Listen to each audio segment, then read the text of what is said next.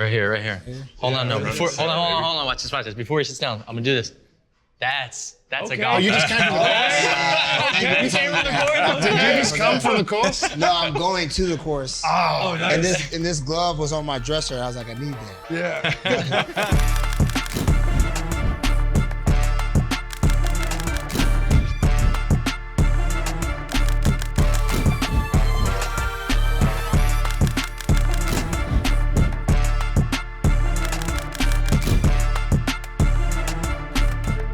We got some golfers here.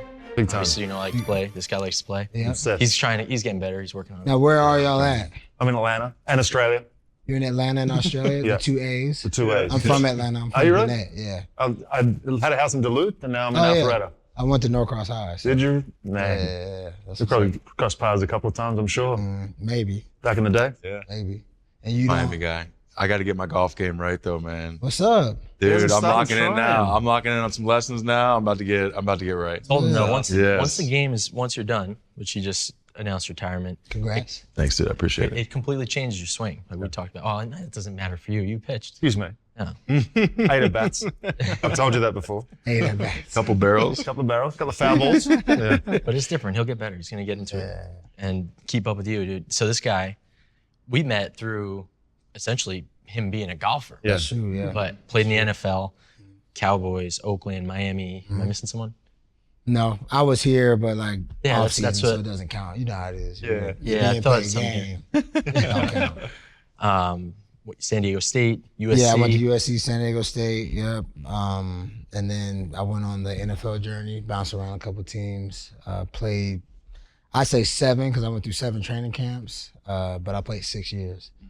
And then I think the mistake that I made was picking up golf clubs in the middle of my career, which is in 2016. Then after that, bro, it was just like I wanted to play all the time. There's no looking back. Like, No bro. going on. But the one thing I will say, I'm sorry for cutting you off. The one thing I will say though about baseball that I hear from a lot of guys, because I play with a lot of baseball guys, they say it's hard to play while you're playing Right. because the swing is different. It is, man. It's way different. Like that's what I figured out after playing was, and I'm so glad I didn't. I was always like, I don't want to play golf. It's going to affect my swing. Right. My left-hand swing is way better than my right-hand swing anyway, so I couldn't mess up my right-hand swing too much. But it's completely different. Oh yeah. I mean, we could go through mechanics all day. We could do this after, but What was it about golf that was, because I got the same thing. I didn't start playing until I got to the States. Yeah. I played a little bit as a kid, but not much. You ain't And playing then- in Australia? No, not really, not growing up. No? I was Aussie rules football, a little bit of, I saw Rugby? You, what's that? The rugby? Nah, different part of the country. Okay. So there's, Australia's split up crazy. If you're in Western Australia or Victoria or South Australia, you're going to follow the Australian rules football, which is just 18 on 18 craziness. Oh damn. The rugby nations or the rugby states are northern and they follow the rugby. So it's kind of split up in Australia a little bit. But yeah, no, I just got obsessed with golf when I got here. And for me, it was just, I'm never going to be perfect at this. I'm never going to be close to perfect at this. And it's just constantly searching for something to be good at in the game. What drove you to golf? It wasn't that at first. It was really, I was trying to find something that I could do in the off seasons that I wouldn't get hurt doing. So a lot of us played basketball in the off season, and I saw one of my buddies roll an ankle. He got cut, and I was like, "That's not going to be me." So I was like, "I'm gonna stop playing basketball in the off seasons." And I played golf a little bit as a kid. I enjoyed it, but then a lot of guys were playing it, and so I was just like, I should just start playing golf. And then I got to Dallas. Tony Romo, he had a new set of clubs outside his locker. And I was like, hey, bro, we should go play golf sometime. I'm gonna start playing golf again. He looked at me and was like, I'll never play golf with you because you don't know how to play. So he's like, I'm not gonna waste my time. But as an athlete, that was an inspiration. I was like, oh, okay, you ain't gonna play with me? All right, I'm gonna get my game tight. And I just started playing it. And then when I started playing it, it was everything that you said. It was I suck at this game. The ball is not moving. I'm one of the best athletes on the field, but I can't hit this ball. And then I got this guy that's 5'8", $165, Straight, 350, smoking the ball. You know what I mean? And it's that constant drive of you can't really conquer this game, right? And I think when a lot of people get into it, especially ex-athletes, they find that and they're like, oh yeah, I love this game. Why is it with golf too? Every time people say when they try and score, they want to walk the course instead of the golf cart. I'm like that. That's funny that you said I'm exactly like that. Why I is hate that? Because walking. I would almost, I the hate more walking. thinking for me would, but everyone, I guess it's a flow. It's and a flow kinda, thing. So like I think I picked up on it because at first I didn't like walking either. I've just cart me. I'm not Yeah. walking. My feet. I don't want my feet to hurt. But You drink while you're walking. yeah, you know. Yeah, but true. like what I've noticed playing in tournaments and stuff, playing with like actual players, like when you walk, you start like you're taking in a lot of data without even really taking it in, if that makes sense. So like you're walking up the hill to the green, and then when you get on the green, you're like, okay, my putt's definitely downhill. I just walked up this hill. While you're in a cart, you're not really paying attention to that. You know what I'm saying? Like you're just in a cart and you're just with your boy, you're talking, drinking, whatever. And then you get up to the green and you're like, okay, what is this doing? But when you walk, it's like you hit a shot, you walk to your shot, you have time to decompress from either a good shot or a bad shot. For me, most of the time it's the bad shots. And then, you know, by the time you get to the ball, like it should be over with. When a cart, if there's no cart path and you can get to your ball, like you're literally just hitting it. Maybe a minute later, you're pulling out a club. And then when you're walking, it takes a little bit more time. And then you get, you know what I'm saying? So it's a little bit more like decompressing. You get to the next shot. You can really get this shot out and get ready for the next one. One thing that's really interesting, I was talking to Jamar Taylor today. Oh, that's and my so dog, I know, yeah. that's what he said. Yeah, so yeah. I knew Jamar during his Cleveland Brown days. Okay. So we were together for a little while, and I said we were gonna be talking to you, and he was just speaking the world of you, saying how my great dog, you are. yeah. He was talking about how much of when you played in NFL, you were very technical. You were so good at your position because you cared so much. Yeah. And I was wondering, golf being such a technical sport as well, did you see the crossover, the attention to detail in football? Did you see that transfer over into golf, or is that? Yeah, it's there. It's definitely there now. I mean, after this, I'm going to hit golf balls at the range. Like, you know what I'm saying? Like, yes, that is a great question. For me, yes, because everything that I did was like so detailed. Everything was finite for me, to where like I knew what I was gonna do, like going into just a walkthrough on a Saturday before a game. Like I had everything detailed. I was really detail oriented. So for me now, I can't go into a golf round expecting my best golf, or I guess my best mental state of when I play golf, if I haven't like put in the work. So like for instance, the end of last year, I played a lot of golf, right? And I was like, all right, I'm not gonna do anything. So I literally didn't golf for like 30 days, which is like not me at all, ever. But I didn't golf from like December 12th to like January like 13th. And my golf game was like terrible. But the reason why I wasn't is because like I wasn't in a routine. So like the routine was thrown off. So now like I'm not even thinking the right way. Like everything is off. So yeah, for me, man, like I'm like that with everything though. Like I'm really like that with everything. Like I made sure like my fit was on point before I came. You know what I'm saying? I'm kind of like that with everything. Yeah. So, but yeah, golf for me, yeah, I think it scratches that itch because Yeah. I'm just like that. So yeah. What fascinated to me is football is like the ultimate team sport. So we have baseball, obviously, it's not as interdependent. You have the pitcher's turn, hitter's turn, defender's turn, throw the next defender. Football. And then I heard y'all like don't like being told to like do your job. I heard y'all like don't talk. Oh to yeah, me. yeah. Like, You're we're not. Yeah, fighting. you're not going to see a Lot of position player tell a individual pitcher Oh, throw yeah. strikes, and like, Yeah, or vice yeah, versa. yeah, Exactly. yeah. Where in football, you're absolutely right, Yeah. bro. You're on the sideline, and you'll see guys getting each other's face because it affects right. each other. Right. What's interesting about your journey is being the ultimate team sport, and then you go into a sport that's the ultimate individual sport. Like literally, it's you and a ball that's not moving, and it's you and nature. What was that like? That's a great question. You know, sometimes it's like, man, I wish I would have played an individual sport coming up because it's on me, right? Like if I go out and shoot 6 under, I shot 6 under. If you shot 2 under, I beat you. There's no coach that can say, oh, I like him better. It's like, nah, like I beat him. Like there's proof in the nice, pudding. right? Right. You know, and you know, in team sports, you know, you have a manager, you have football is like general manager and coach, and y'all have manager, just coach as a manager, right? So, like, those guys are the ones making decisions, regardless of surface level. Like, you know, like I'm busting your ass every day, you can't stop me, but you can't bust his ass, but then coach wants you to play better for whatever reason, or wants you to play more for whatever reason. So like when it comes to individual sports now, sometimes I look at it, I'm like, dang, like I wish I did an indie sport because I didn't have to worry about anything else. But then again, I'm like, no, because you guys know it. You've been around boxers. I'm sure y'all been around golfers. You've been around tennis players. When you have a team that you're around, like, I feel like personalities are just a little bit different.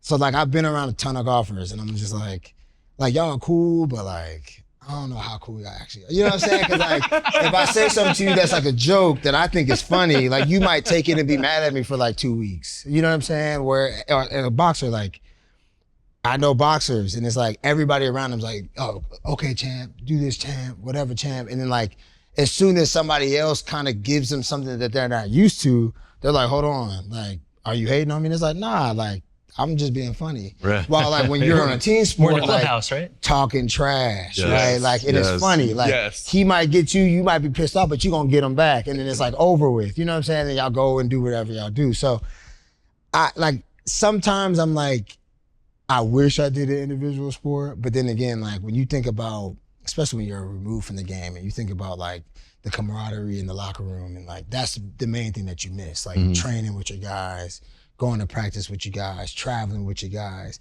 You don't really get that per se. Like you're traveling with an agent.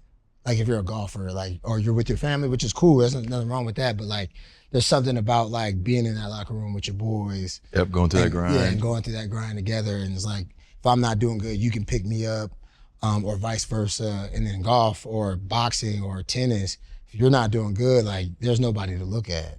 How did it go from, hey, I really enjoy, Tony Romo said I'm shit at golf, so I'm going to go pick it up, to you just played around in golf with Jason Day.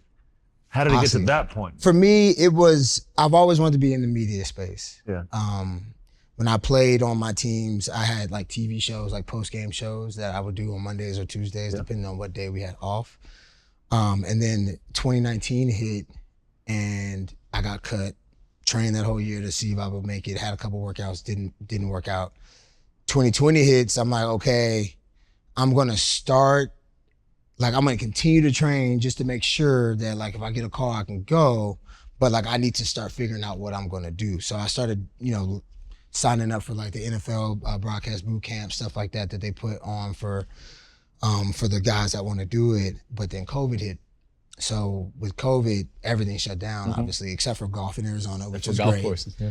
I was like, okay, football's done. Because my agent called me and told me like everything that was changing as far as like, oh, you got to go here in quarantine for 5 days and you got to work out. And then you might, and then when you're in the workout stage of your career, it's like, you might be there all day and then they'll just tell you like, oh, we'll give you a call, right? And I was like, I'm not doing that. There's no way you're going to have me in a hotel for 5 days. I'm going to work out and then y'all going to tell me like, we'll give you a call. Not happening. So I basically was like, I'm done. And then I shifted my focus to media, but I didn't know what I was going to actually do. I went on a golf trip. I don't know if y'all know Good Golf, but like Garrett Clark and those guys, like big YouTubers. I went on a trip with them because me and my buddy Joe wanted to figure something out, like doing something like, like a cool little group, kind of like what y'all are doing, but on the golf course. Yeah. And he was like, I think these are the guys we're going to do it with. Kicked it with them, saw what they were doing, heard how much they were making. I was like, I think I can do that too. So I just started doing it. And then it's crazy, man. Golf is taking me all over the world, bro. It's crazy. Like I was in Abu Dhabi playing golf. I went to Dubai earlier in the year. Then I went to Abu Dhabi later in the year. I've been to Switzerland playing golf. You played with the women when they're on tour? Like that's where you came. Ramco, I came and saw you do that. Came. You did stuff with Vic. What's that one with Vic? That was Icon Series. Icon Series those are some Brit guys that came over, had this great idea to do basically like a Ryder Cup thing, where it's like American athletes versus all across the world athletes, and that was sick. That was fun. Just meeting like Harry Kane and rugby player. He was a soccer player, just in case you it was cool. So, that I will say, obviously football gave me the platform to be able to jump into what I'm doing now, but golf has taken me to a lot of places for sure. Let me ask you this too, kind of what we were talking about earlier, the team sport and the individual sport, being a position player in baseball and having to worry about your swing and the mechanics and all that stuff. So being on the team sport, team side of it, there's those days where it's like, you're in the cage, you're on the range, and you're like, dude, something ain't working today. Yeah. Like, I don't know what the hell's going on. And that team sport, it's like, all right, you take your 0 for 4. Hopefully, you know, a couple other guys got some hits, you score, you win, that type of thing. The individual side, like, that's a long round of golf when you're like off tee box number 1, like, dude, this swing ain't working. So how, I mean, that, even on the mental side of like, there's no one else to depend on but yourself, like, how do you get through that? And Well, that's a great question. It depends on what I'm playing for in that golf round. So like if I'm at a tournament, like where I'm like playing in the Ramco or whatever, like you just have to get through it. Like you have to think about the preparation that you've had for that moment. Baseball, football, basketball, whatever. And then you have to know where your expectations lie, right? So if I go into the Ramco tournament, I'm not expecting to shoot my best round at an actual tournament where I'm putting everything out, where I have to do the proper drops. I'm not expecting that. So I'm just going in there like, hopefully I'll shoot like an 85, right? Which is pretty average round for me.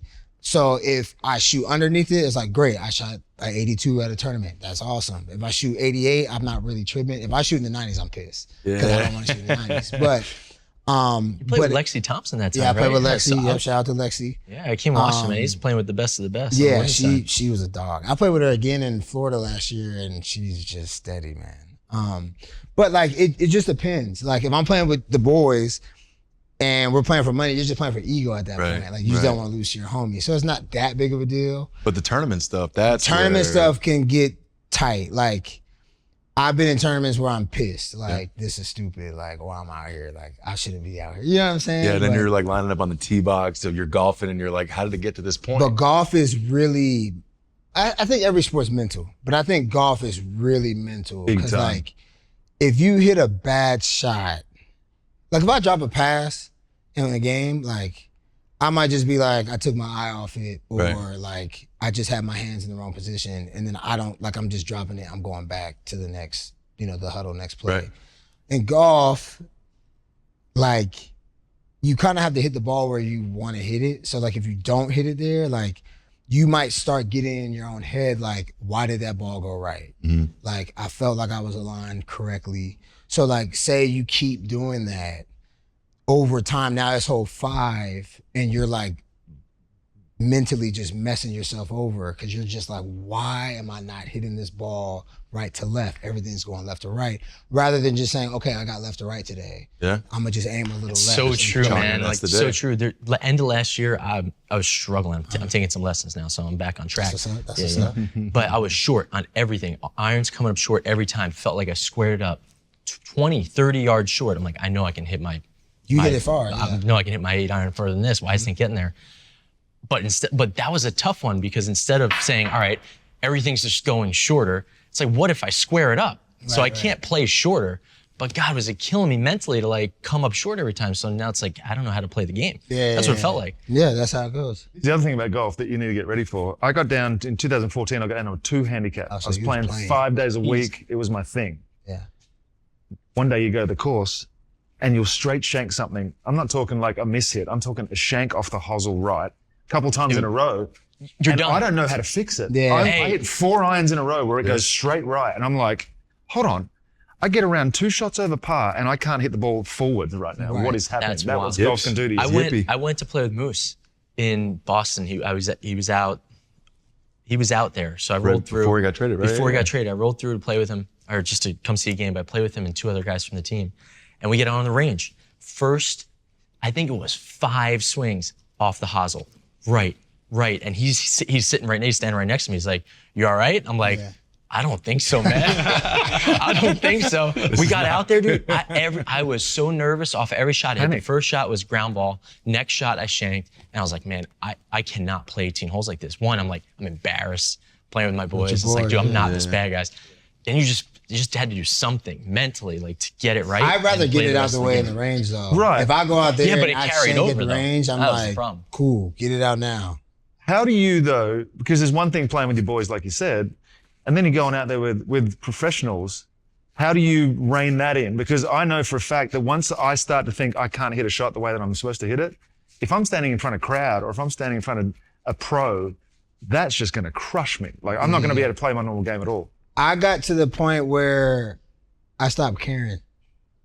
Like honestly, like one of my coaches was like, you'll get better, you'll drop your scores when you stop caring as much. Right. Going back to like the detail thing, right? So like I was really peculiar about every shot. It was like every shot had to be a shot, right? Like I have 100 yards, okay, but I gotta knock it down. Like it gotta go right to left. When it gets on the green, it has to spin right. Like, and my coach was like, bro, cut all that out. Like, you know what I'm saying? Like, stop doing that. Like, just go, pick your target, pick your line, take your club and hit the ball. Like, you haven't played enough golf to be doing all that. Now, yes, you have enough skill to hit those shots sometimes, but you don't have enough skill to be like, I should be hitting like Jason Day every time, or I should be thinking the way that Tiger thinks about a shot. You're not that. So like once he told me that, like, and this was years ago, like I just started being like, okay, well, and Jason would tell me this too. Like if I hit a bad shot, like I'll be like, what'd I do there? He'd be like, don't worry about it. Just hit it again. It was just a bad shot. So now it's like, if I do hit a bad shot, I'm not like, oh shoot, I shanked it. Like what happened? Like I was in Pebble 2 weeks ago and I was like a little bit in the rough, ball was sitting up high, and I'm like 100 yards out, sand wedge, shanked it into a house. Like it hit the house and everything. And I like laughed and I was just like, okay, whatever. Like, you know what I'm saying? Cause it's like, that doesn't happen that often. And I'm not about to let like my round get ruined just because I did that. I have a lot more golf to play. Pretty good What I content, love too. about that answer, a lot of times when people start to struggle and they start performing in a way that's not how they normally perform, Right. the average person will be like, oh, why me? Why is this happening? Or here we go again. Here we go again. And all of a sudden it becomes a little bit our identity. But what you're saying, you'd shank a ball, you're like, that's not me. I could even laugh at that. So your identity doesn't even accept it. It's like, oh, okay, there's no pressure, that's not me. But another part as well, what people underestimate sometimes, when elite athletes at the highest level go and take up another sport, not only are you yes, you have to learn another number of different techniques, but what you're also bringing in is all of the mental tools that you learned. You've played in front of thousands, hundreds of thousands of people. Yeah. You have dropped a pass in the biggest moments. You've experienced this. And so missing a shot to some average person, that's a big deal. But you have all these memories. You're like, oh, I've experienced failure before. So you're well acquainted with that and be able to reframe it, to just move forward. That's really cool. Yeah, that's taking some time though. You know, as athletes, we do have big egos, right? So you want to do what you want to do. Like if I think I can go out there and shoot a 75 today, like you're going to tell yourself in your mind, like I can do it. So you expect to do it. So then when you don't do it, you can get pissed off. Jason Day's coach, Jason Goldsmith, actually was the one that really honed that in, like the specifics of that. Like we were at a tournament, where were we? We were in DC and we were walking following Jason, and he was just basically asking me questions. I was giving him answers. He's like, what do you do when you do this? I'm like, I don't know. Like I just try to whatever. And he was like, well, what would you do if you dropped a pass? And I'd be like, I'll just get up. I'd probably look at my hands for a half a second, like, damn. But then I just go back to the huddle. How'd you fail me? It's over, yeah, right? And it's just over, right? And he was like, why don't you do that in golf? And I was like, well, I think the reason why I don't do it in golf is because like I know I'm not as good in golf as I am in football. Like I've been playing football since I was 6. So like I don't expect to drop a pass at all. But if I do, it's like whatever. Like I'll bounce back, it's fine. And he was like, no, like you need to take that same mindset that you have for football and take it into golf. So he was like, if you miss a shot, okay, next play.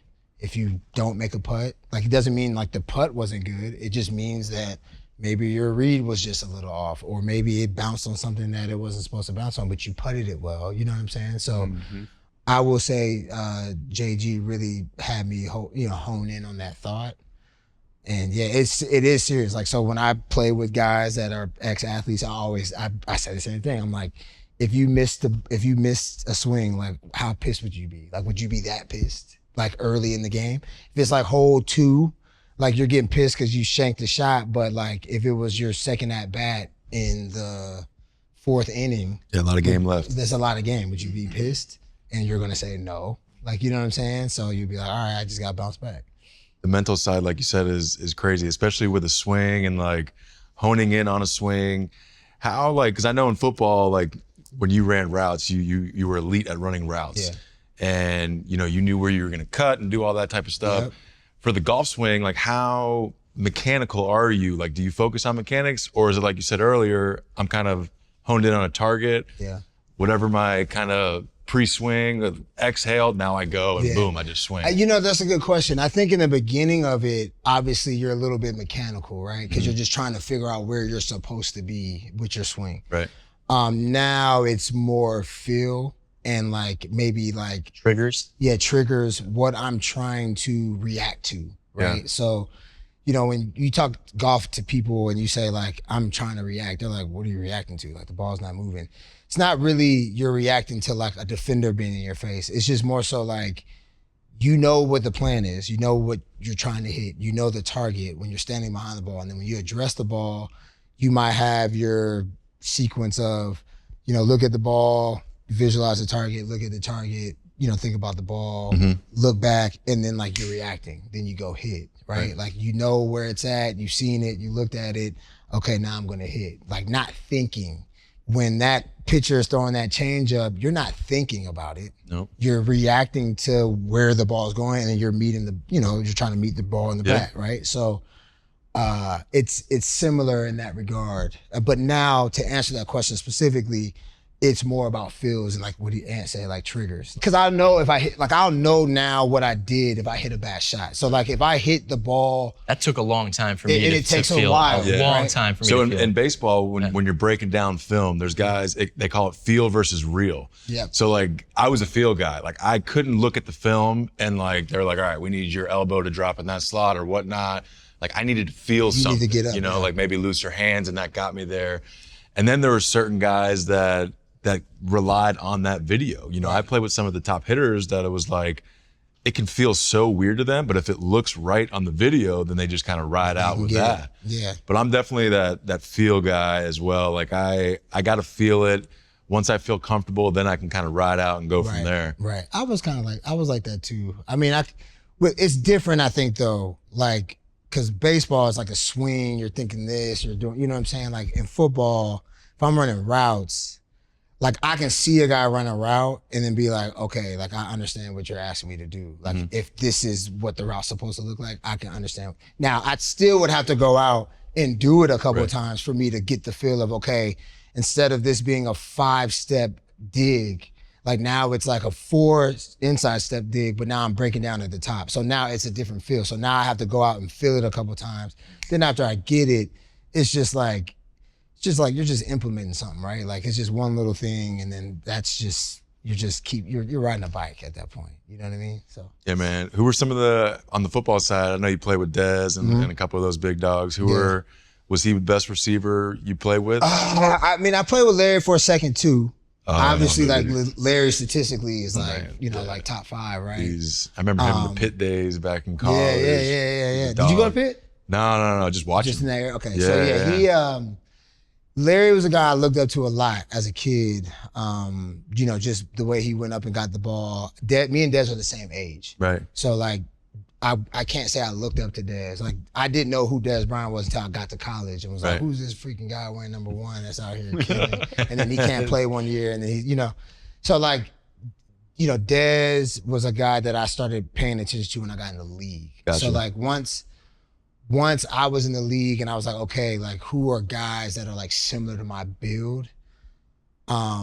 I will follow those guys. So like Calvin Johnson, obviously he's much bigger than me, but he's still a big receiver and he was fast. So like, it was like Calvin, I would look at Dez. Now me and Dez's games were like really different, but he went and got the ball in a way that I was like, I have to go get the ball like that. Right. Because like I'm a big dude. So like I can't be 6'3", 210 fast, like not jumping over dudes, catching balls like that. And he's like 6'1". You know what I'm saying? And he's doing it like crazy. Dez was crazy. And so when I played with him, it helped me a lot because I was able to see it and we were able to talk about it. Cause I would be like, bro, like that dude's like grabbing you and pulling you, but you look mad comfortable. Like I'd be pushing, trying to do this. And he's like, nah, like they can't see the ball. I know where the ball is. Like just be as comfortable as possible. Like, And as time went on, I started to understand what he meant by that. So then I got better at getting pulled down. Right. But I still see the ball and I'm not tripping because eventually he's gonna have to let me go because he doesn't know where the ball is. And those are things that, like, you know, unless somebody that does it like that all the time doesn't really get to talk to you about it, like, you might not know. Like, some things you just get, right? Like, we were all pro athletes, so some things that you just get. And there's some things that you learn from your teammate or whatever. Those little details. Exactly. So I mean, when I was in college, the guys that, like, I watched in the pros, Calvin was in the pros before me. Steve Smith was a USC guy that, like, I used to watch all the time. His brother was like my boy. Malcolm was my boy. So I used to always watch Steve. Victor Cruz, I love Victor Cruz. Even though we're not the same stature, he just was a baller. And I like the story. Giant guy too. And his salsa. And the salsa. Obviously, Jerry Rice was a guy that, like, I really modeled my game after, like, precision, detail, routes, trying to be full speed all the time. I would say those guys. But then, you know, there's other guys too, like Brandon Marshall. Brandon was a monster. Big physical, huh? Big He's dog. still Terrible routes. Like, routes were terrible, but, like, those were things that I learned in the league. It was like I used to always say, like, if you didn't run good routes, you weren't a good receiver. Could he get away with it? It was just his size. Right. But then you get in the league and I'm a rookie and we played him the third preseason game and I see how big he is. I'm like, that's why. Yeah, like, that makes sense. That's why he doesn't need a whole bunch of space, because he's huge. Like, he's a big dude. You know what I'm saying? He's a beast, man. He's Absolutely. a big dude. So, like, there's a lot of guys, man, like, just endless names of, like, dudes that I watch tape. Like, I still have the tape in my house. Like, my son's 6, he loves football, and, like, I'm at the point where I'm almost about to be like, all right, like, you really want to play? Like, let's start looking at this tape. Like, let's just start looking at it so you can kind of just see what it's supposed to look like. Before I came here, I was at the park with him going over drill. So, like, he's trying to play. So I'm like, all right, if you want to play, I'll take you out. But, like, you have to ask me to take you. I'm not going to take you. You know what I'm saying? Like, you have to ask me to take you, and I'll take you. So, It's not going to be a forced thing. You're going to want it. Yeah, exactly. And so my dad played 12 years in the league. He was the same way with all of us. Like, I had 3 brothers. So I was the only one out of my brothers that played football. Everybody else played basketball. So, I mean, that just goes to show you, like, he wasn't pushing nothing on us that, you know, you didn't want to do. So I'm going to be the same way with him. That's the hardest thing with my little man. He's 18 months now. Congrats. So He's on routes thank already, you. man. You should see him. It's great. Yeah. We want to break down your film about that later. But that's what my biggest question is, like, at what point in time, like, he'll tell you, I'm sure, when he wants to take stuff serious. Yeah, right? yeah. I mean, for me, it's like, I think today's world is interesting when it comes to youth sports, because now they're trying to really, like, have one kid play one sport. And for me, I played them all. Like, I played baseball, I played soccer, I played basketball, I ran track, I played football. You know what I'm saying? Yeah. So for me, like, and it's funny, like, I argue, and I think, have you been on those arguments with Josh? Like, he always says, like, baseball players are the best athletes. And, like, I'm always going we at him, got a like, group come text. on, So- we got a group text. How many football versus baseball? It's in that text? okay. It's the hand-eye. He always mentions that, which I don't disagree with. No. You cannot get somebody to go in a batter's box and have that hand-eye. Like, that is a certain level of, I don't even know if you call that athleticism, but then I think when it is. I think it is. So then when I go to a basketball game and I watch Russell Westbrook, like, from a dead stop, jump all the way up from the hoop, explode all the way down, dunk on somebody, I'm like, that's an athlete. That's athletic. That's the best that's athlete athleticism. in my, right. That's athleticism. Is that a skill set to have hand-eye like that, right? Or, you know, running and jumping and catching a ball at the right time over a defender? Like, where's the line between skill and athleticism? Right? Gymnasts, Yeah. elite gymnasts. Yeah. But I mean, but that's then, crazy. then we go to golf. I mean, that's a skill, Right. A highly sophisticated skill when you play at the level that these guys do in the PGA, to hit that little ball right in the middle of that club And it's every a violent time. swing. Violent, fast It's swing a to really control that at that fast- speed. Yeah, like where do you draw the line? Yeah, our group text goes off. Yeah, we go off all the time. It goes off. Yeah, it's funny. Like, I have a lot of baseball buddies. Like, Chris Young's a good buddy of mine, Dexter Fowler, CC, like, and we argue all the time. Because I'm like, bro, like, I know that there's skills that y'all have that's, like, I might not have them because I didn't play baseball, but like you can't line up right now in the field and outdo me in anything. Like, you know what I'm saying? Right now, I don't even train. Like, You know what it comes down to though? You get a football guy and you're like, or you get a baseball guy, be like, hey, stand over there and catch this ball. I'm gonna throw it to you. You throw a football, we're probably gonna catch it. Right. We go and be like, go stand in the cage and hit this ball that's coming at you. yeah, I probably won't be able to hit it my first couple of times. So- I'll probably pick it up, but like Yeah, but nah, so I that's the don't immediate swing. thought is like, I could catch a football. I could run a route. I could throw it. Yeah, not at that level, but you could barely probably get in and swing it, which a lot of athletes have had struggle with because it's a hand-eye skill It is. sport. Same thing with hitting a golf ball. So it's like, who's more athletic? Yeah, we talk about that. Baseball, of course. Yeah, we talk about that all the time. I'm gonna let him have it since I'm surrounded. You're outnumbered. Something I'm interested in is, so I'm really close to Tony Finau. Okay, that's And what's up, yeah. and we talk all the time. And one thing that when you see his special Netflix, you see him talking about. But one of the things that was interesting is talking about the culture of golf. I mean, being of Polynesian descent, you look around, oh, there's not a lot of Polynesians in this sport. My daughter was getting into golf and I showed up to a course and I was kind of nervous walking up to a course, not being a golf guy myself. I'm like, am I dressed okay? Where do I stand? Like, what do I do? I'm looking at people. How was that for you, getting introduced into golf to a whole new culture, just a whole new set of just different people? And I'm from Georgia too, so like when I played as a kid, my neighbor had a membership to Atlanta Athletic Club, which is like a really prestigious club. But like you're an Atlanta guy. But like in the 80s, like black people weren't allowed to go. So like In the 80s? In the 80s. So my dad, my dad played for the Falcons. I literally grew up not even a 15-minute drive from that course. Yeah. My dad tried to become a member and they wouldn't let him in like 82.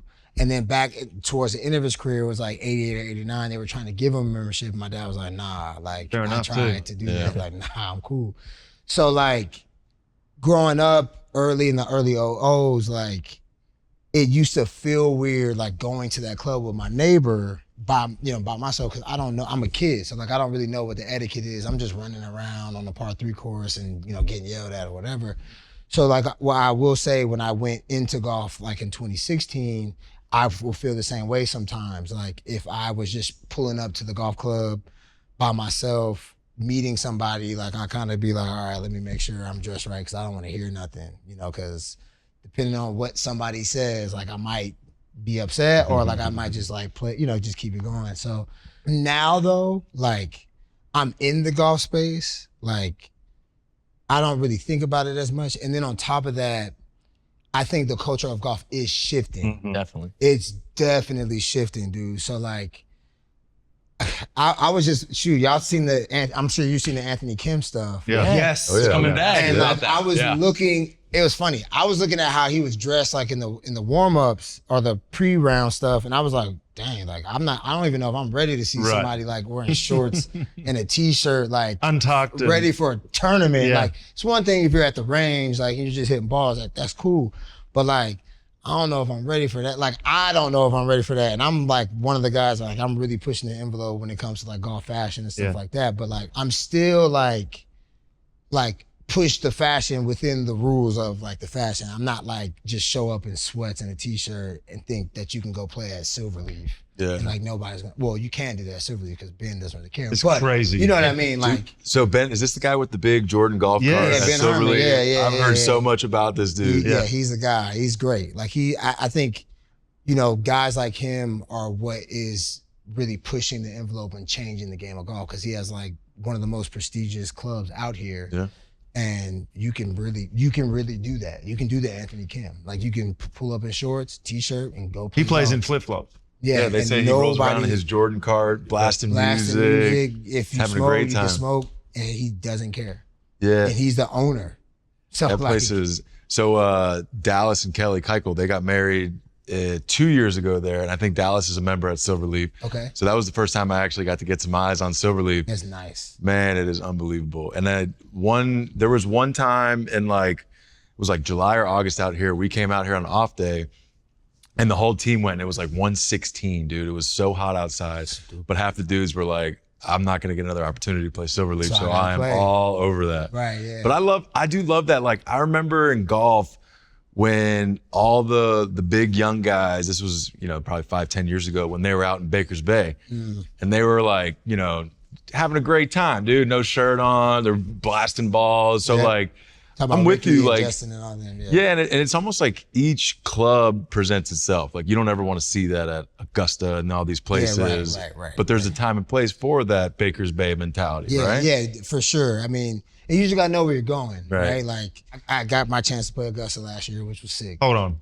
Did you? Yeah, I got. I got. We just stop that real quick. We talk about that before anything else. When did you play there? Yeah, I played May. When you go there, they'll let you know like how you have to, be when you go. Like when you go in to eat dinner, you have to have a suit and tie. Like it's one of those places. And like when you're going to Augusta, you don't care. You're actually pulling out your best suit. Like, I'm about to be crispy when I go there. Right? So like, there's certain places in which, if somebody invites you out, they'll make sure like what you have to wear or how you, and then for the most part, I was like, all right, cool. Like I'm coming to your spot. Like I'm not about to make you look crazy because I'm dressed a certain way. And then there's other places where like a public, like not all public courses are like this, but like most public courses now are kind of like, just show up jean and shorts. Just don't like destroy the course and like we're fine with it, you know? So Who'd you play with there? So the members were Roger Goodell, and Sam Palmisano, who used to run IBM. And then what he used to do, and this is why I kind of knew I would always play it. When I moved out here, Larry Fitzgerald, my homie, Patrick Peterson, my homie, like they played it a lot. Larry is like almost about to be a member. Like he thinks he's like really close. So I knew that Roger used to always champion Larry to like get like a group of guys, like 4 or 5 guys, and they would host them down there. And so once Larry retired, I think Kamish gave those reins to Pat because Pat went down there with him like 4 or 5 times.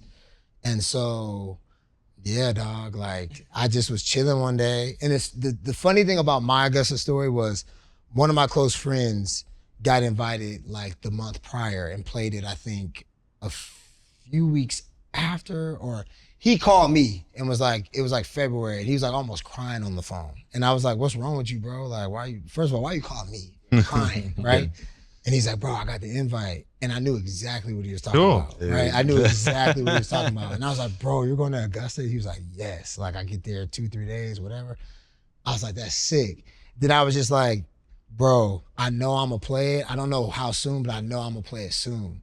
Bro, it was like, maybe not even a month later, Pat called me and was like, what you doing May 2nd to the 4th? And I was like, what? And he was like, you wanna play Augusta? I was like, I'm there, no question. I was like, schedule's cleared. I told my wife, I was like, I'm going to Augusta May 2nd through the 4th. Like, I'm going. I'm not asking you, like, I'm going. You said that with your chest. Yeah, like, I'm going. You already know what time. I'm from Georgia, right? So I'm like, I'm going, like, no question.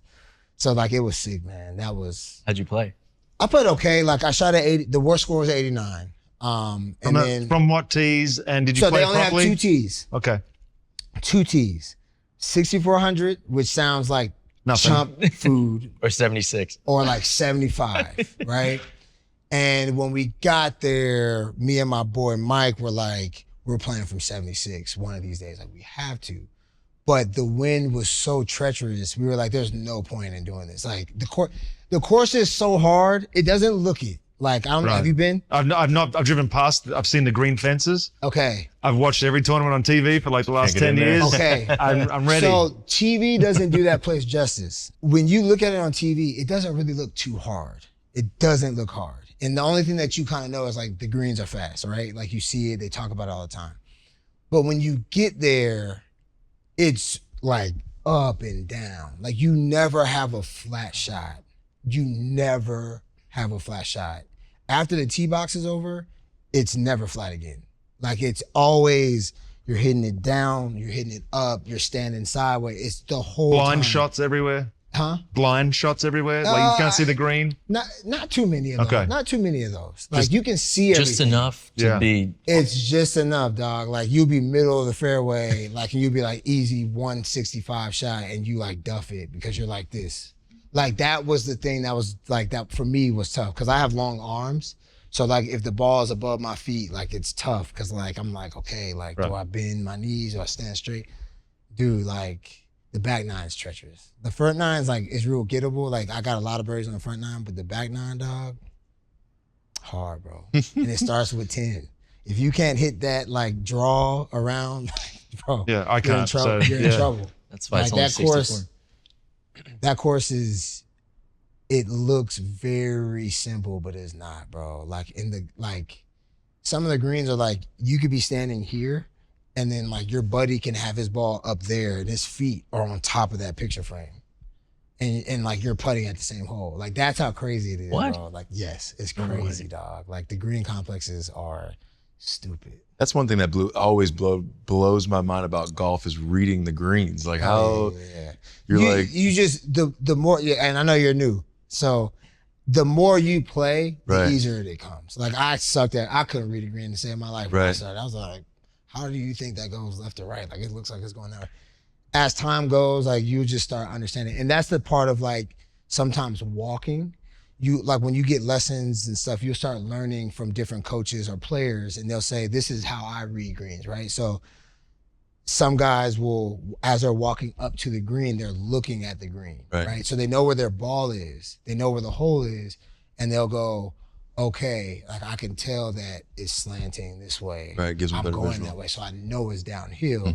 And then when you walk around it, okay, there's a big, like on this side of the green, I'm up here, on that side of the green, I'm down there, so it has to be going that way. You know what I mean? So Yeah, you get the just feel. pick up on small things as you play. Don't try to get it all now, bro. No. Like, do not try to get it all now. Like, it's too much information, bro. Like, I remember one of my coaches, George Gankis, back in the day, like this is when I first started. It's like 2016, 2017. He was showing me stuff that like was way too advanced for my knowledge at the time. Right. And I still have that stuff in my phone now. And I'll look at it now and I'll text him. I'll be like, bro, I get what you're trying to tell me. now now. I Like, get it. I didn't understand it 6 years ago, 7 years ago, but I totally get it now. Yeah. You know, and Now you're at it's that funny. level. And we laugh about it because he's like, yeah, bro, like I was giving you too much too soon, but that's how it is, bro. So don't try to take in too Yeah, much. it's baby steps. Just work on playing and having fun and just being able to say, okay, I might slice the ball, but like I'm not holding anybody up. I'm not playing slow. I don't have to hit every shot. Like I tell my buddies that are new, this is the funny thing about golf and people. I think golf brings about the most anxiety out of any sport. Nobody cares about shooting a basketball. Nobody cares about swinging a tennis racket. Nobody cares about swinging and missing a baseball. Nobody is scared to try to swing at somebody boxing, slap boxing. You know, you slap boxing, play around all the time. But when it comes to golf, like people are like, I'm not gonna swing. I don't wanna look like an idiot. Like I don't wanna look stupid. Like people always say that. Like they're like, I don't wanna look stupid. But like I always say like, and like I have buddies that'll say like, I just picked up golf, but I'm not ready for the course yet. I'm like, what you mean? They're like, well, I can't keep the ball. That's fine. Go buy a 100 bucket that costs $10, a cheap bucket that's like $10. Go out and play with your boys. Hack it up. If you hit the first shot out of bounds, that's fine. Whoever is the best player in that foursome that you're playing with, Give you a little bit. drop next to his ball, Best ball. and then hit after he hits or she hits. And then if you shape that one, hit that ball in the water. If he's balls on the green, put the ball next to his on the green, give him a read, help him out, and putt. And then like now like you're not holding anybody up. No, right. Nobody's mad. Yeah. Like, Yeah. Nobody's like, oh, like I don't want to play with. You know what I'm saying? It's Like, flowing. Yeah, and yeah. it's flowing, and you're not like, you don't have anxiety of like, oh, my score is bad, because you know, like I'm not good enough to make par every Yeah, hole. we're But not then at that you level. might make a par one hole Right. and be like, oh shit, I'm coming back tomorrow. Yeah. Right? You get what I'm saying? So, like, I would say when you first get into the game, bro, like, don't try to keep up with your boys. Like, Right. just have fun. Have fun. Like try and get a couple good golf shots in the Yeah, day. yeah. Like, build just on play. that. Like, they'll come. Like, if you Right. play, you know, you play 18 holes, like, you'll have shots where your boys will be like, damn, bro. You'll be like, yeah, like, this is sick. But, like, don't think every shot's gonna be good, because, like, you'll play with a 2 handicap and every shot that he hits is not good either. Right. You get what I'm saying? Have you never heard of ego? Huh? Oh yeah, but ego is huge. But like, golf is a very humbling sport. What so with the golf space now, your channel, like it's a lot of like entertainment. You get to play with Jason Day and all that type of stuff. What's some other stuff that you guys are bringing for like to this golf world now? So like, I'm doing a lot of things when it comes to like, I guess you could say TV or YouTube. I want to do more shows. So like the YouTube vlog route, I don't think is no longer my route. Like that was cool, that was fun. That kind of like got me in, that got me to understand like all these different cameras and like the angles and the lenses and all that type of stuff. But now I want to dial my focus in on more like show or interview style, like kind of like this, but maybe where it's like, we're not here, we're on the course, or we're at the basketball gym or whatever. You know, I've been doing things with Sports Illustrated over the past year, and I was just in Vegas. Yeah, he was too busy for us at the Super Bowl. That's right. I could, bro. Like those days were long, bro. We did like over 50 interviews, like in 3 days. It was crazy. Vegas but it was fun, nuts, man. It was wild out there. Yeah, it was crazy, dog. Perfect host city for the Super Bowl. It was though. perfect, dog. Like they should go there like almost every year. That's what you were saying. It's Yeah. like perfect. It is Like perfect. they have handle the infrastructure, like like they're ready for stuff like that. So yeah, I mean, I got a lot of stuff cooking. Like I want to do more things in the event business space too for golf. Like where we're taking you guys to go out to the Middle East and golf, you know, around the F1 event or around Anthony Joshua fighting somebody in Riyadh. Like now we're going out there, we got 20, 25 celebs, and we do like a 2-day golf tournament amongst people from out there. You know, I want to do things like that. You know, like we're gonna play golf. I'm always gonna play golf. I'm gonna be in my 50s playing golf, but the vlog space is not, I don't think, my lane. Like as far as like, let me see if I can beat Jason Day, and not like, no, I can't beat Jason. Right. Day. Like I know that. Like you know what I'm saying? That's something I think the baseball world is adapting at is, you know, how do we connect with the younger fans? How do we connect with the fans? So you see more guys now doing the YouTube stuff and kind of seeing it from that behind the scenes type deal, you know? So, but baseball's always been a little bit behind, in my opinion. The golf world, it seems like there's a lot of buy-in from the golfers, from everybody to push their product and promote. But we're older. When we grew up, there was no camera phones. There was no filming what we're doing. It was no like access. You focus on what you're doing. Like you're not bringing other people in to see what you're doing unless like Sports Illustrated comes or ESPN comes and they do something on you. Like, right? Like, you know, we had the Michael Jordan joint that came out a couple years ago. Like those are things that happen behind the scenes that maybe Michael was like, okay, yeah, you can film me when I come do this. But like, it wasn't like Michael was bringing a camera. Right. So like, I still battle within myself dealing with like, why am I doing this? Like, don't, you know, I'm in the airport and I like have my camera out. I mean, what's that like going from you're catching touchdowns in Dallas in the end zone, and now you got a camera in the airport? Yeah, it's like yourself. weird. Like sometimes I'm embarrassed. Like I'm like, That's what I thought, because that's why I don't like doing it. Because I'm Right. like, everyone's looking at me right That's now. how I Like, feel too. But Right. like when you think about it, the funny thing is, it's like people don't give a flip what you No, do. they don't. Honestly, Yeah. think about, because like think about if you see somebody, right? Like, you know, you might see somebody shooting a rap video in the airport, right? Yeah.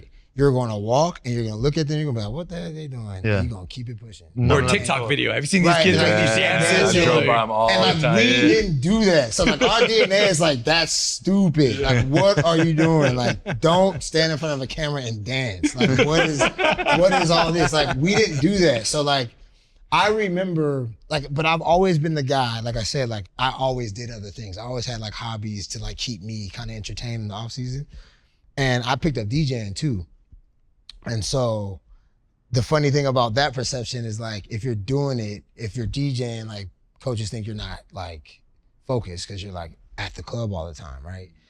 And I remember telling one of my coaches one time, I was like, Coach, like out of everybody in this room, this receiver room, who do you think is less likely to go out on a weekday, Wednesday night to go drink at a club? And he was like, you. I was like, so why do you think I'm DJing on Wednesday night at a club out? You know that I DJ, but it does not mean I'm out on a Thursday night at the club. You got to worry about Dez. You got to worry about all these other guys doing it, not me, right? When I played this YouTube space of like vlogging in the locker room and like bringing the camera around and like talking about your day, like wasn't a thing. Like It's almost it's- frowned upon. yeah, Yeah, it it was. is. Like it's from your teammates too. It's not Yeah. even like a coach thing. It's like from your team. Like, why you have that camera in here, bro? Right. Yeah. Like, get that out of here. Like, turn that off. Or matter of fact, delete it. Like, I don't know what you got me saying on here. Get that out of here. So that wasn't a thing really when I was in the league. Like, and I just finished. Like 2019 was my last year, and like people weren't doing that. I remember I had my next door locker mate. Him and his girl were like starting the vlog, and he was talking to me about it. And I remember being like I know I could do that and like kill it, but I was like, I'll be damned if I'm about to be on like camera, like lugging a camera around the locker room all day. Like people know I'm working out. Like I'm not about to show, you know what I'm saying? So it's flipped. Juju Smith-Schuster comes in the league and now he's doing it all the time. And then now it's flipped. Now you got players doing the come with me on this trip and like it blows up, which is great. It's a great idea, but like y'all are, I'm sure y'all are a little bit older than me, but like our era is like we weren't doing that. So like I'm still kind of like conflicted sometimes, like when I'm carrying a camera. It's really cool. So there's two quotes that I just really love. There's a guy named Naval Ravikant, and so Naval, he was in the tech industry, multi-billionaire investor. And I can tell he's the smartest one out of here. So You're busting out poems in here. A little more background. He's super smart. I got some quotes too.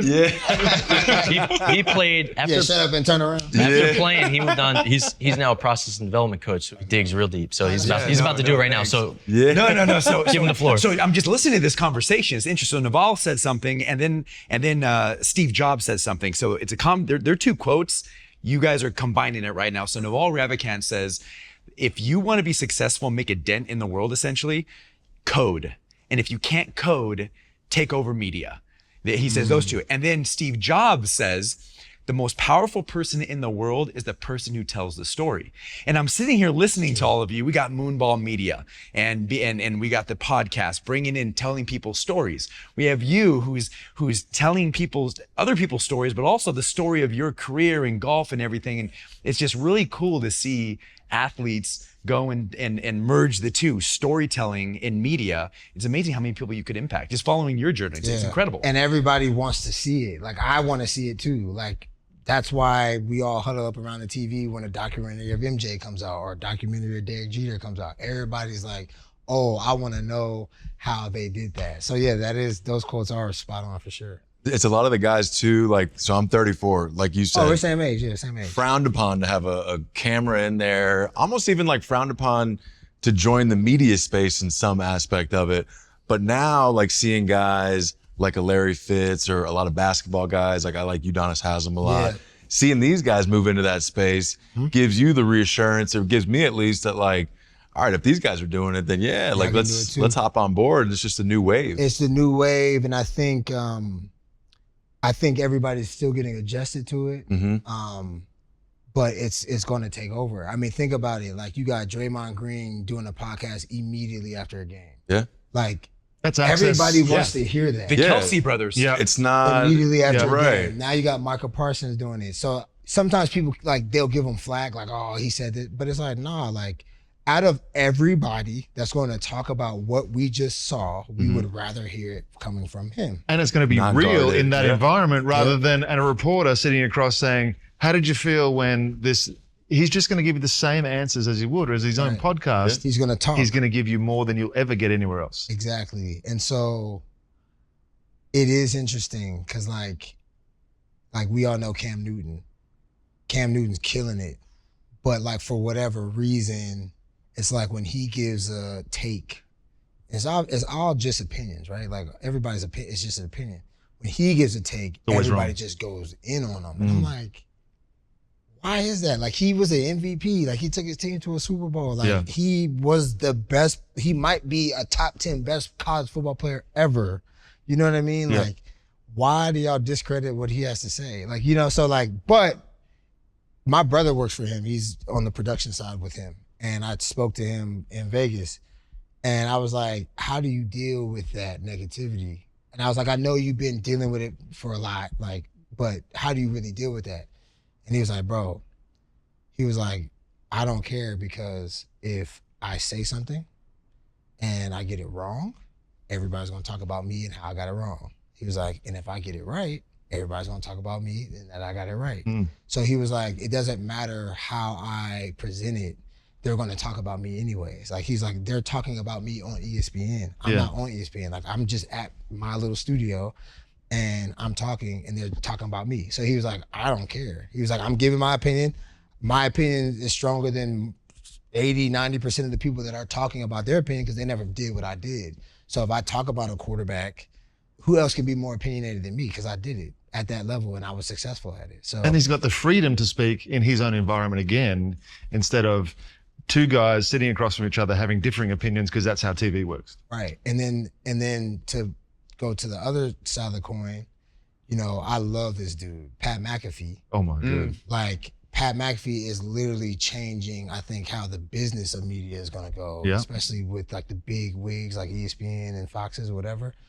And he was on, I think, All the Smoke recently, and he was talking about all the stuff that he had to deal with. But, you know, when you play sports, like, that's just like it's another op. It's like, who cares? Like, I'm gonna go through that wall. Like, I've heard people tell me I couldn't do this. Okay, I'll go through that wall. So, media is changing, man. And like for us as people who played the game, we speak the way we speak, we talk the way we talk.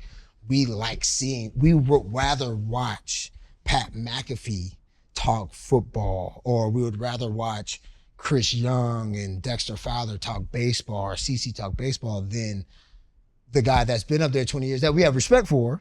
We have respect for him, but like he didn't walk in between those lines like those guys did. So like you're gonna listen to those guys more. So Yeah, like no one played the game or saw the game at a level that Cam Newton did. exactly. So it's like you got the media side, you got the old heads that are going to break the news, and I think there's a lot of national guys that are good at that, and they can stick to doing that, and they do, and that's their lane. And then it's like, as a young guy or as a guy that maybe wants to golf or maybe wants to do this, to be able to have the access to hear how Cam is seeing the game, or how that's the stuff that I think now players are starting to understand. Like even more now on the baseball side of it is like, okay, so like you said, Draymond's going to go to his locker after the game. There's going to be microphones and all that type of stuff. He's going to give you just whatever kind of prototypical answer or whatever. Then he goes back on his own deal and kind of gives you some reality of the situation. Right. So to me, it's like, you know, yeah, the player side of it, we're not trying to break trade news or anything like that, but we're trying to give this insight because there's so much access, and that's easy now. And everybody wants to hear it, dog. Yeah. Like everybody wants to hear it. Like, could you imagine if when y'all were kids, like Hank Aaron had some YouTube channel, Right. he was like telling you what he had to do. You know what I'm saying? No Like, doubt. basically you have a camp on your computer or like on your phone that you can watch. Like you didn't have to wait until July to when those guys, or in y'all's sport, July wouldn't be the off season, but you know what I mean? Yeah. You would have to wait for the off season for those guys to come around and have a camp. Like he's going out and he's talking about things that he's doing, fundamentals, you know what I'm saying? So yeah, it's a different day and age. The world's about information, right? And data. That's a big thing right now. You think about the amount of information and data every professional athlete has in their own mind that don't get an opportunity to get it out on a platform because they may have not wanted to be in the media or whatever it is. But if you can have more conversations with more people, more diverse people, you're going to get more opinions, you're going to get more data, you're going to get more info, you're going to be better prepared for everything. That's why I think this is so good, and what you're doing is so good. Right. And then like you might get a guy that doesn't talk much, but he's a beast and he's your teammate and that's your buddy. But then when he comes on your channel, he will talk. Mm-hmm. Right. And then everybody will be like, oh shoot, like I've Marshawn. never heard. We were talking about Marshawn Lynch. Marshawn Lynch. So we were talking about the season where he was, I'm just showing up so I don't So get I don't get fined, fined. wasn't talking to anyone. But the best interviews he gave were to Michael Irvin and to Prime, to Deion Sanders, Right. because those are his boys. He Exactly. had the respect for them. Exactly. That's a good point. Did you hear all that data talk? They think he sounds like the smartest guy in I the wanted room. to just, I had a quick Google search to try and say what I could say real quiquick. Duffel. My man. yeah, Wait, explain the nickname. No, I don't even know if they know. Oh, I mean, it's a self-proclaimed nickname. I'm one of the few guys out here that has a self-proclaimed nickname. I played for the Raiders early in my career. We were trash, right? We were like 3-13, 4-12. So you got to figure out things to stay entertained while you're getting beat, on the sideline. So we would freestyle. and I wasn't really good at freestyling. And then one day I just kind of came up with this unique way to say like my name with duffel bag B or whatever, and everybody was like, oh, and I was like, okay, I got something. So then like every time I would rap, like I would start with like it's duffel or like it's duffel bag B, whatever. So I just kept doing that, and then I started DJing and learning how to DJ, and then I would like do the mixes for the team and stuff like that as I was getting better. And so I was just like, that's my nickname, DJ Duffel Bag. So then it just kept going and the legend keep growing because I started actually like DJing at clubs, and like I've DJ'd in Belgium, I've DJ'd everywhere. So like Belgium, like Belgium, like Tomorrowland, Brussels, like Belgium, like go get a waffle and it tastes really good. And so like I've been all over the place DJing, and so like the name went from DJ Duffel Bag to International Duffel, and then now it's just Duffel. Like just drop all the extra names, it's just Duffel.